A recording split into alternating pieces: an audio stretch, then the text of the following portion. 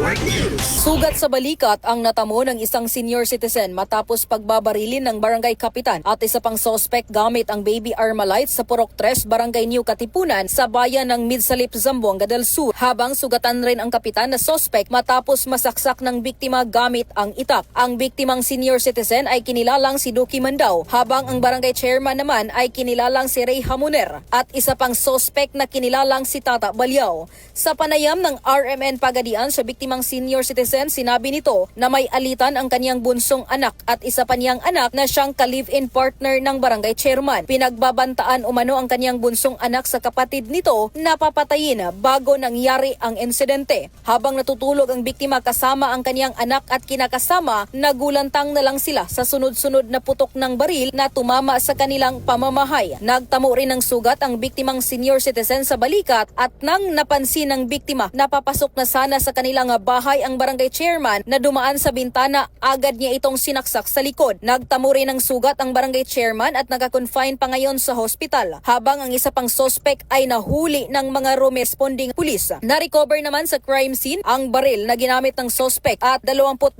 na empty shell at 2 live ammunition ng 5.56 mm na bala. Sa ngayon, nagsampa na rin ang kaso ang senior citizen laban sa barangay kapitan at sa isa pang sospek. Kasama mo sa RMN Pagadian, Radyoman Mar Alawan, Tatak RMN. RMN Network News.